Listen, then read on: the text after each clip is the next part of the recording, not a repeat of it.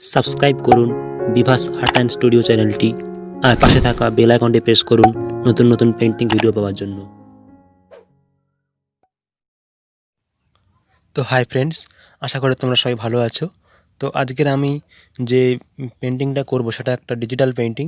তো আমি আগেও একটা দেখেছিলাম ইনফেন্টার ইনফাইনাইট পেন্টার অ্যাপ দিয়ে একটা ডিজিটাল পেন্টিং করা।